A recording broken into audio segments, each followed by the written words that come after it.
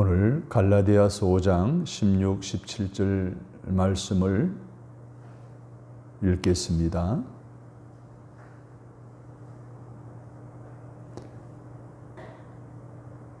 내가 이르노니 너희는 성령을 따라 행하라.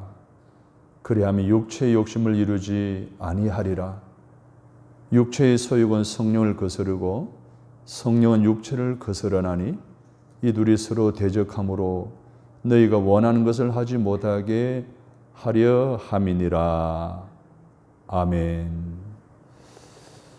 보혜사이신 성령님을 따라 행하는 삶이란 이란 제목으로 말씀을 들으려고 합니다.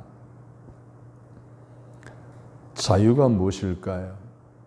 자유는 크게 두 가지로 정의할 수 있습니다.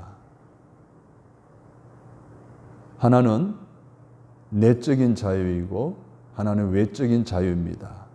이 내적인 자유는 마음의 자유를 말하고 외적인 자유는 몸의 자유를 말합니다.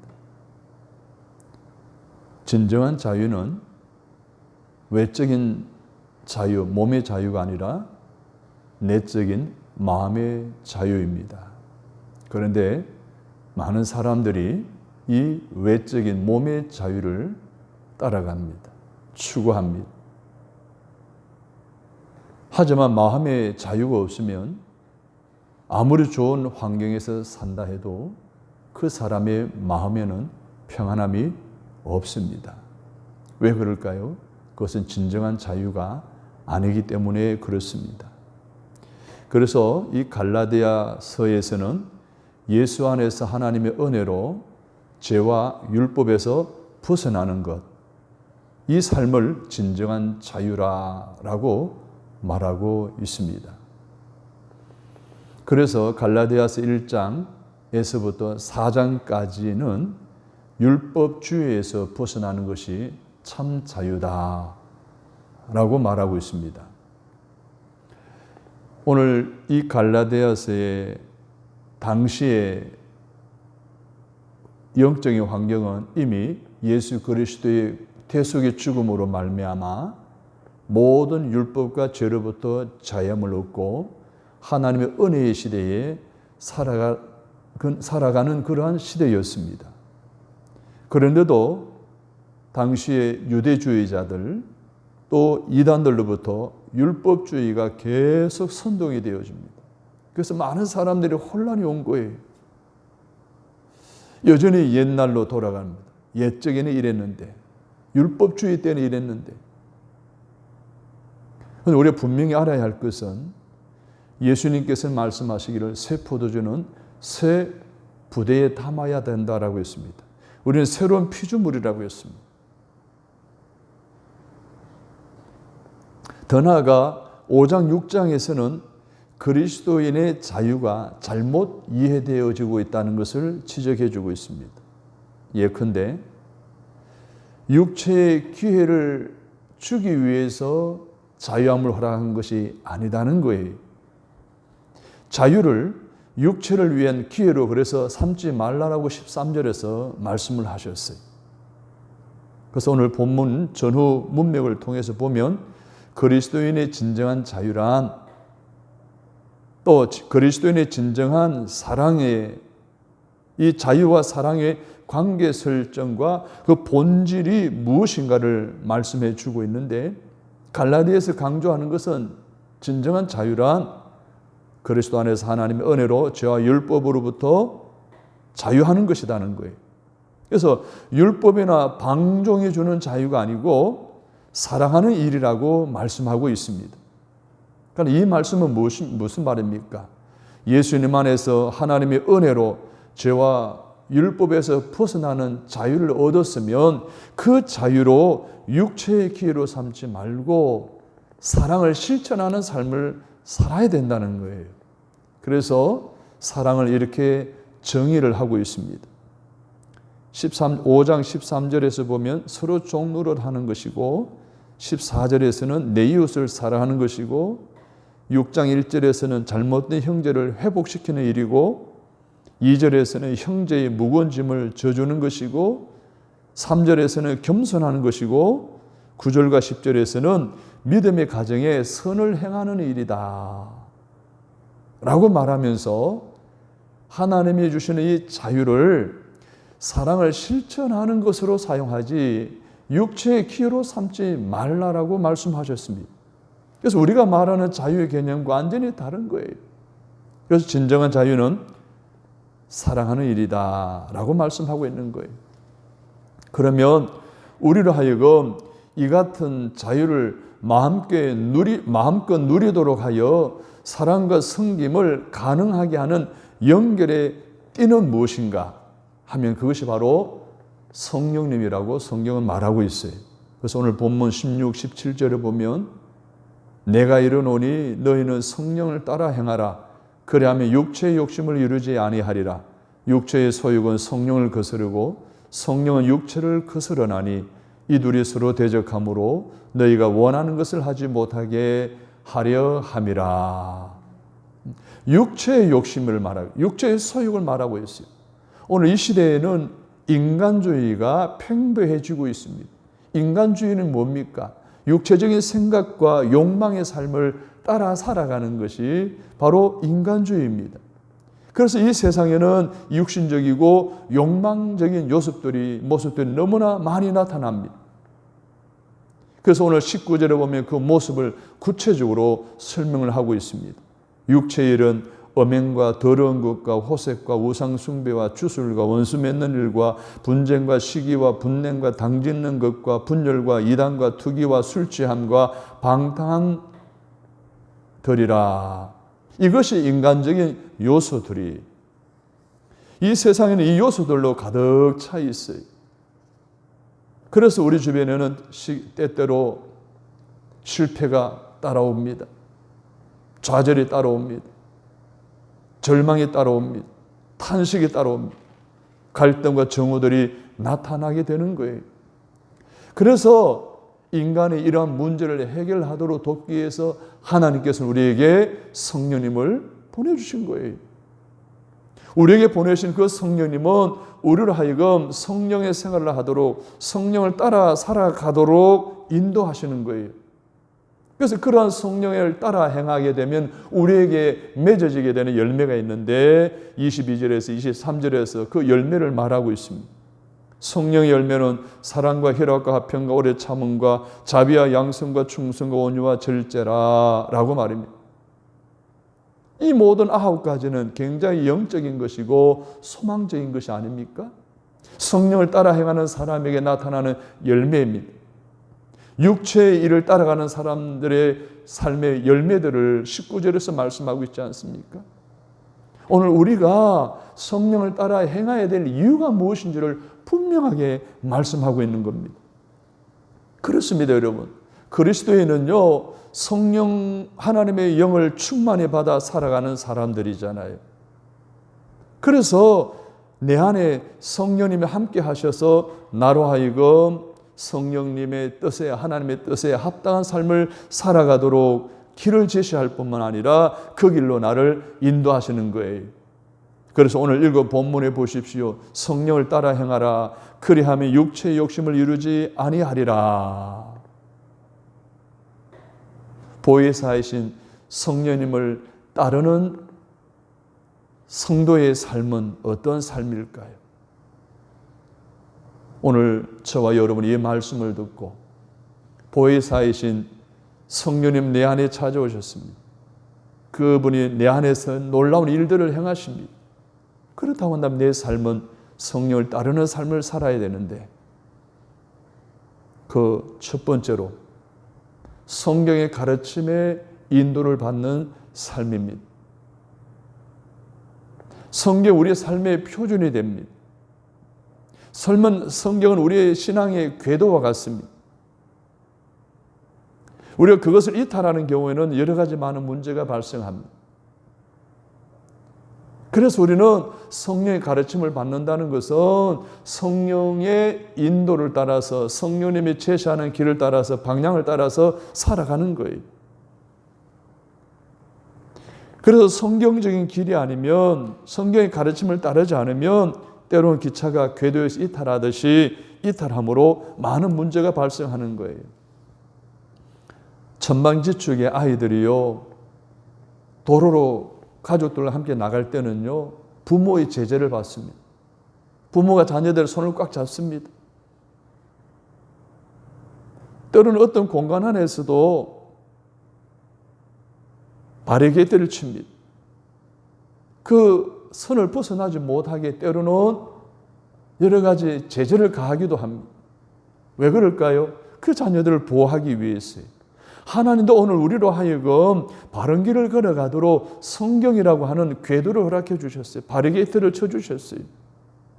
그것을 벗어나게 되면 결국 우리에게 사고가 생기고 문제가 생기고 어려움이 생기는 거예요. 진정한 그리스도인이라면 성경 밖으로 나가지 않습니다.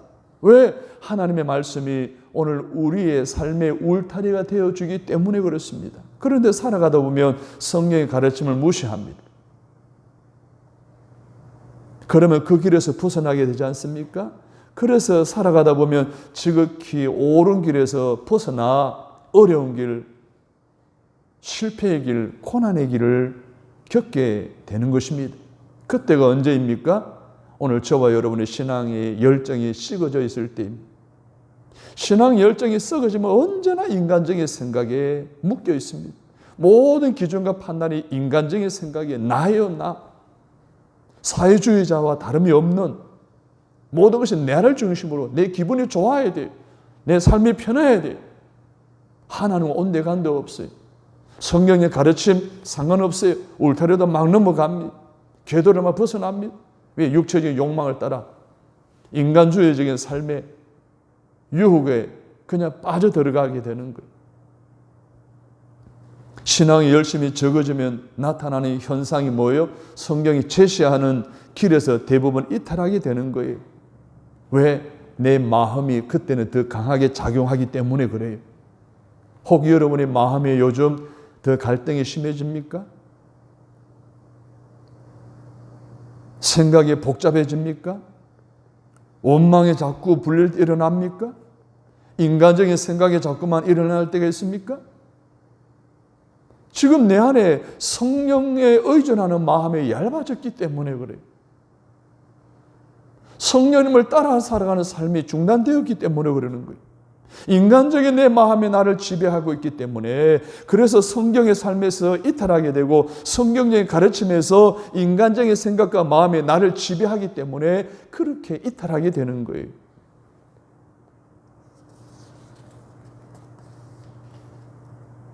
그런데 감사하게도 성령님은 우리는 하여금 지극히 성경의 가르침을 따라 살아가도록 인도하시고 격려하시고 안내해 주시는 거예요.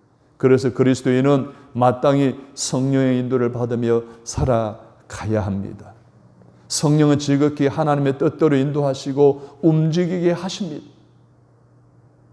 여러분, 우리들이 살아가는 동안에 성령의 인도함을 받으며 살아가는 것이 하나님의 뜻이라면 우리가 겪는 어떠한 문제라도 그 문제 앞에서 실타래가 풀리듯 술술술 하나씩 풀어지는 거예요. 성령의 인도를 받고 살아가는 삶이 이런 거예요. 그런데 하나님의 뜻이 아닌 길을 가려면 모든 방법을 다 동원해야 되고 스스로 뚫어야 해야 되고 안 되면 백을 동원해야 되고 무리를 해야 되는 거예요. 그래서 우리의 삶에 부작용이 나타나게 되고 삶에 여러 가지 사고가 발생하는 거예요. 오늘 우리들이 살아가는 삶에서 가장 좋은 길은요, 술술술 풀리며 살아가는 거예요. 술술 풀리는 길을 따라가는 삶, 그것이 성령의 인도함을 받는 삶이. 우리가 어떻게 인간적인 방법으로 어떻게 해보려고 하는 이런 삶이 아니라 하나님의 말씀에 순종함으로 성령을 따라 행하는 때에 모든 삶의 그 궤도를 따라갈 때에 술술 풀리는 거예요. 이게 성령의 인도함을 따라가는 삶의 모습이에요. 성경에 보면 이러한 삶을 살았던 분이 있어요. 루시, 시어머니 일가족이 자기 고향으로 이민을 해왔잖아요. 결혼을 했어요. 그런데 시아버지 또 시아주버님 그리고 자기 남편 다 죽었어요. 나오미가 고향에 이제는 먹고 살 만하다는 소식을 듣고 고향으로 돌아가려고 했을 때에 룻은 시어머니 어머니가 시어머니의 하나님의 나의 하나님이라는 고백을 하면서 따라가겠다 합니다. 성령을 따라가겠다는 거예요. 하나님의 인도를 받겠다는 거예요. 따라가지 않습니까? 시어머니 가부들끼리 살아간다는 게 쉽지 않아요. 그런데 하나님께서 이들에게 하나님 술술 풀리는 삶으로 인도하잖아요. 룻기서 2장 3절로 4절에 보게 되면 룻이 가서 베는 자를 따라 밭에서 이삭을 줍는데 우연히 엘리멜렉의 친족 보아스에게 속한 밭에 이르렀더라. 그리고 마침 보아스가 베들레헴에서부터 와서 우연히 마침 이 미크라의 축복이 성령의 인도를 따라 살아가게 되면, 즉 성령의 가르침을 따라 살아가면, 성경적인 인도를 받으며 살아가게 되면 그 삶이 술술 풀리는 거예요. 이게 하나님의 뜻대로 살아가는 삶이에요. 그 하나님의 뜻대로 살아가는 삶에 주어지는 하나님의 은혜가 바로 미크라의 축복이에요. 성령 강림 절기에 여러분의 성령을 따라 행하는 삶 속에, 성령의 가르침을 따라 순종하는 삶 속에 미크라의 축복이 넘치게 되는 은혜가 있기를 주님의 이름으로 축복합니다. 두 번째로 성령에 따르는 삶은 무슨 삶입니까? 도덕적인 질서의 하나님의 인도를 따라 살아갑니다. 여러분, 신앙이 열심히 뜨거울 때에 비도덕적인 경우로 나아가는 그리스도인을 혹간히 보게 됩니다. 새벽 기도를 열심히 하는 뜨거운 열정적 영성을 가진 성도들이 새벽 기도 마치고 올 때 남의 밭에 들어가 호박 하나 따오는 것, 고추 좀 따오는 것, 아침거리를 위해서 남의 채소를 가져오는 것, 죄의 의식 없이 그냥 꺼리낌 없이 행한다고 한다면 이거는 바로 성령을 따라 사는 삶이 아니에요. 성령을 따라 사는 삶은 지극히 도덕적이에요. 지극히 질서 있는 삶이에요. 때로는 영성운동가들이 성령운동을 비도덕적으로 인도할 때가 있어요. 그런 경험 속에 신앙생활을 했던 사람은 자주 이러한 실수를 범하게 돼요.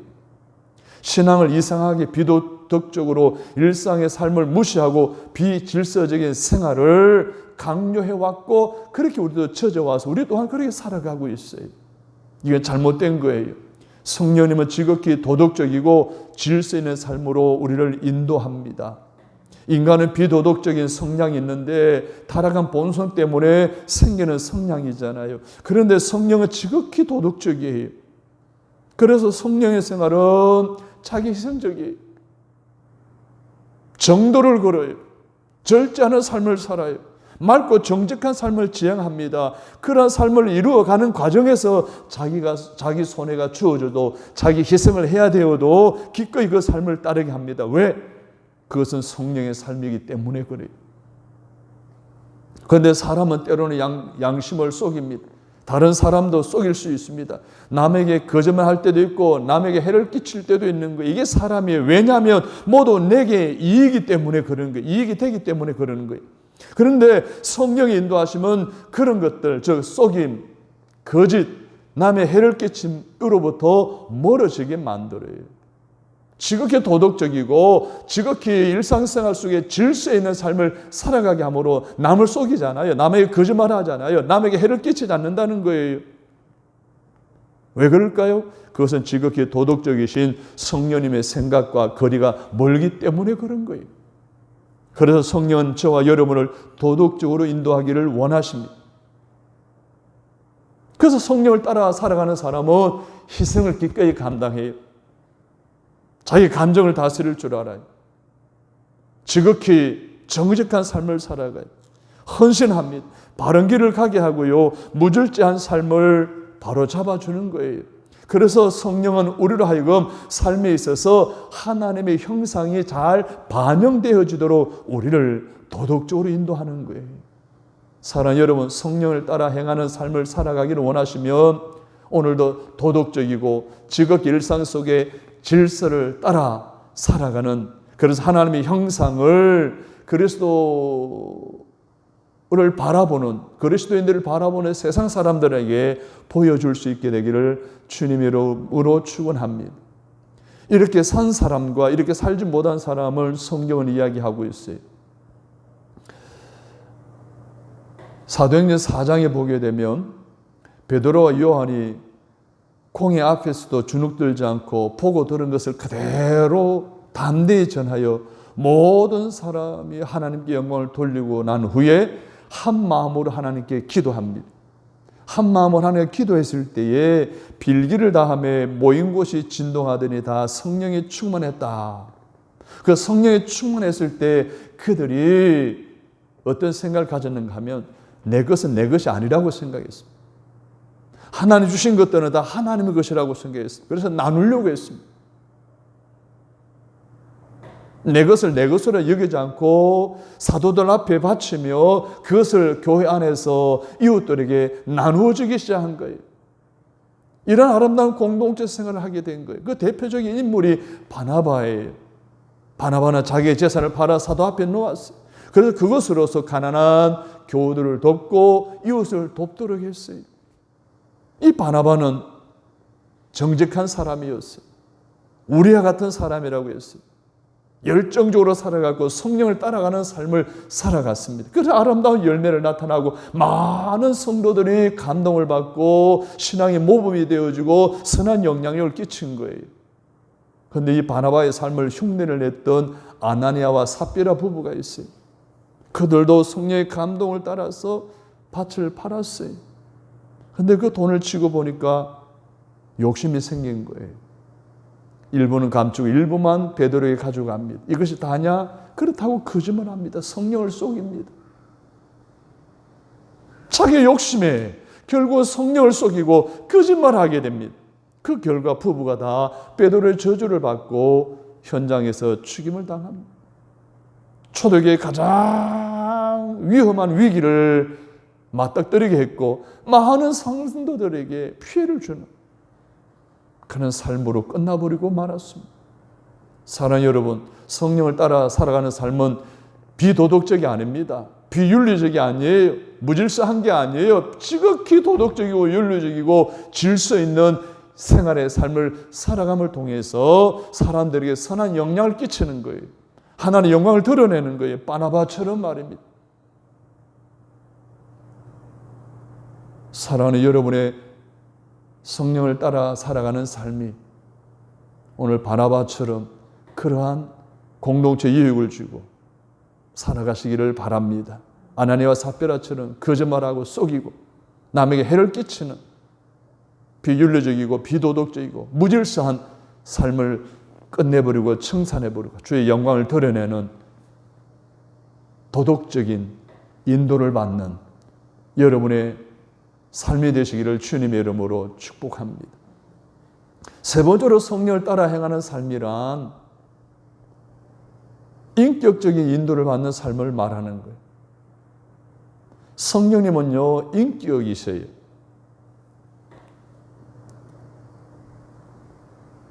그래서 우리를 성숙한 인격적인 신앙으로 인도하십니다. 여기서 성숙한 인격이란 말은 하나님의 섭리와 뜻을 존중하는 삶의 수준을 말하는 거예요. 하나님 우리에게 말씀하셔요. 하나님 우리를 향한 하나님 뜻이 있어요. 거기에 존중하는 삶의 수준으로 우리가 성숙해지는 것을 말하는 거예요. 하나님 말씀을 듣고 그냥 흘러보내버리고 무시해버리고 하나님의 영적인 하나님의 진리의 관계는 전혀 무시해버리고 인간적인 삶의 판단과 생각과 형평과 여기에 따라 좌지우지되어지는, 그래서 귀에 없는 귀걸이, 코에 없는 코걸이식에 하나님 말씀을 해석하고 살아가는 삶이 아니라는 거예요. 하나님의 나를 향한 뜻, 나를 향해 주신 하나님 말씀을 존중함으로 이제 실천해 나아갈 수 있는 성숙한 삶, 이것이 바로 인격적인 인도를 받는 성도의 삶이라는 거예요.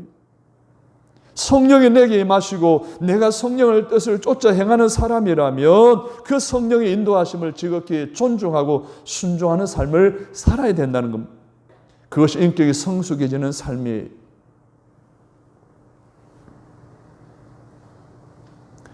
비인격적인 성령의 임재, 그래서 우리는 신령하다 그럽니다.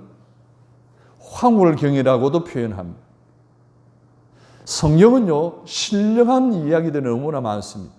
이성적으로 이해할 수 없는 사건들이 너무나 많아요. 오늘날도 그 일은 일어나고 있어요.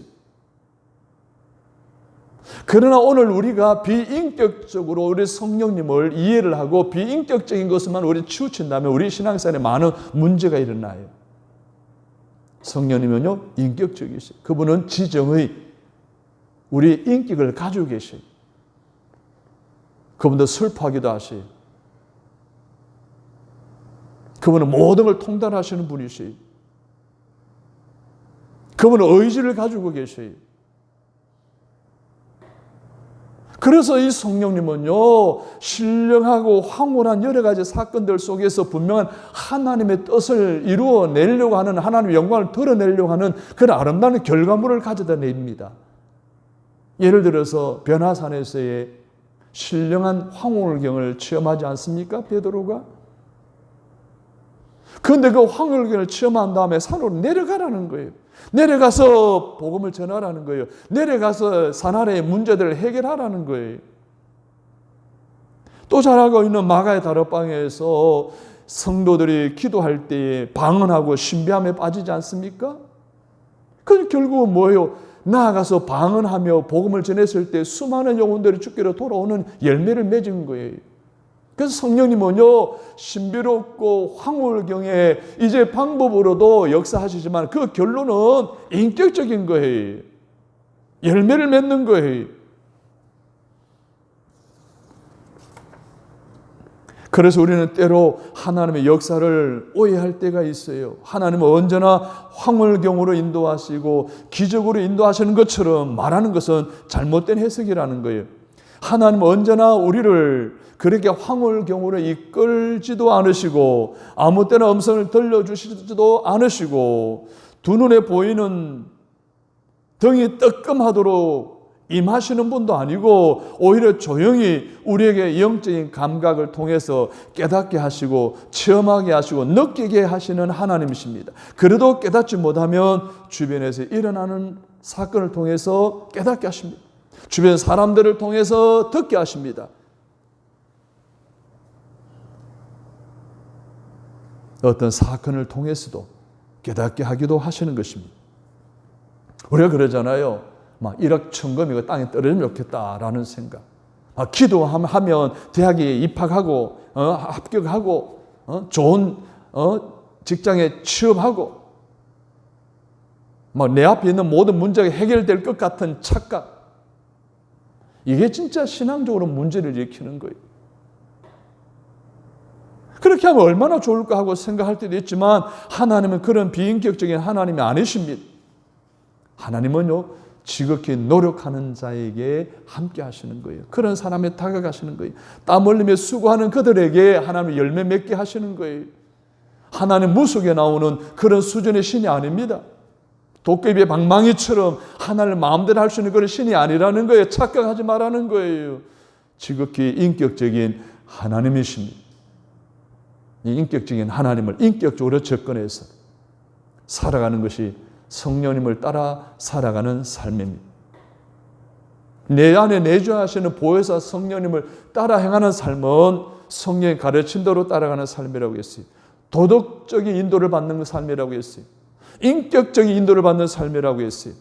이러한 세 가지의 방법으로 살아가는 삶은 결국은 천국을, 하나님 나라를 추구하고 기대하고 고대하고 바라는 삶을 살아갑니다.